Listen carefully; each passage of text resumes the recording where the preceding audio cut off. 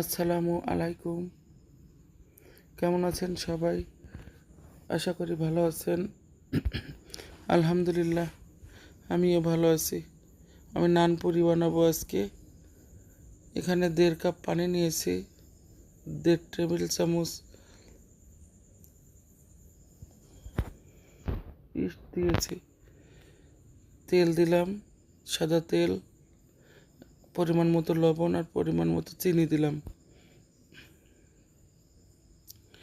এটা আমি ভালোভাবে গুলিয়ে নেব। এখানে আমি 1/2 কাপের মতো গুঁড়ো দুধ দিলাম। গুঁড়ো দুধটা দিলে পুরিটার খুব টেস্ট হয়। ভালোভাবে গুলিয়ে নিলাম আমি। স্বাভাবিক তাপমাত্রার একটা ডিম ভেঙে দিলাম।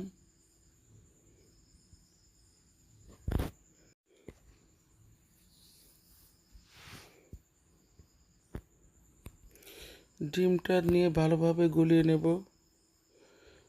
এখানে ময়দার কোনো পরিমাণ নেই।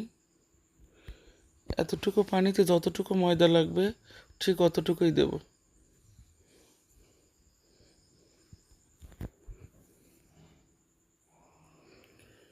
আমার ভিডিওটাই এখন যেখান থেকে দেখছেন লাইক, কমেন্ট, শেয়ার করবেন, বেল বাটনে চাপ দেবেন, সাবস্ক্রাইব করবেন, আমার ফেসবুক পেজটাও ফলো করবেন। হ্যাঁ, আমি এই আটা ভালোভাবে মথে নেব।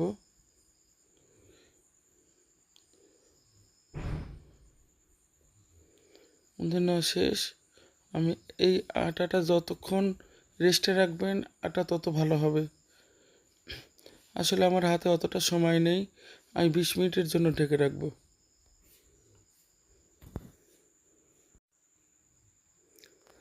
আমি 20 মিনিট পরে ফিরে আসলাম। বেশ ফুলে গেছে, সফট হয়ে গেছে। আমি আবারও ভালোভাবে আটাটা মেখে নেব।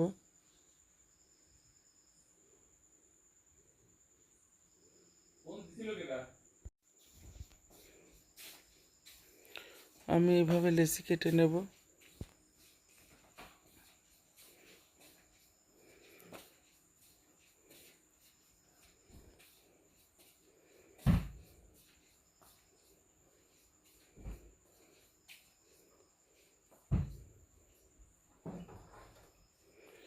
আমি লেচিটার সঙ্গে একটু সাদা তেল দিয়ে নেব। আপনারা চাইলে এটা এভাবে হাত দিয়েও বলতে পারেন, আবার বেলনাও ব্যবহার করতে পারেন। আমি হাত দিয়ে এইভাবে পুরিটা বানিয়ে নেব।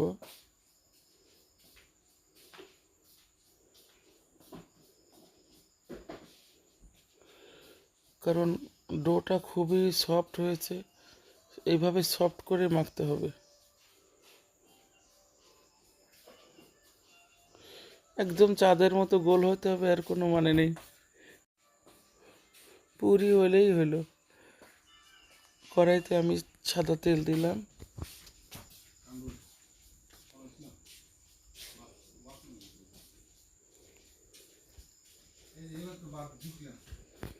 এখন আমি পুরিটা ভেজে নেব, দেখতে থাকুন।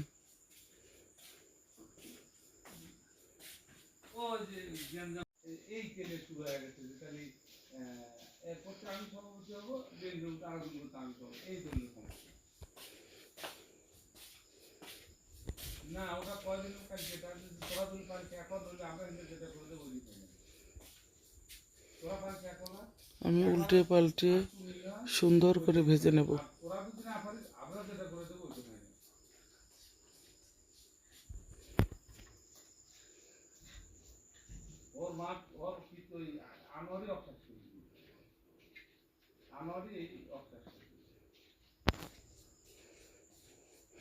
পুরিটা ভালো ফোলে নাই, তাতে সমস্যা নেই, খুবই নরম হয় এটা খেতে।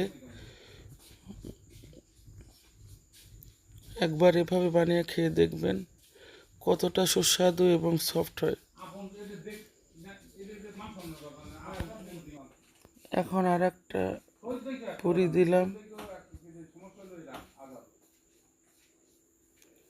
এটা মোটামুটি ফুলে গেছে, এটা খুব সুন্দরভাবে ফুলেছে। সবগুলোই ভাজা শেষ। করে না তো আম্মু, দেখতেইছো ভিডিও করতেছি। আসলে চাচি আসলে ভাল লাগে, মনে করে যে মুখ দিয়ে যেবা ফটাস দেখুন করে কত দেবো সুন্দর হয়েছে, রং সুন্দর হয়েছে, খেতেও দারুণ। বুঝছো। এভাবে অবশ্যই বানাবেন আর খাবেন। কি ভালো সবাই ভালো থাকবেন, সুস্থ থাকবেন, আল্লাহ হাফেজ। আব্বু একটু মুখ দেখো কিরম হয়েছে।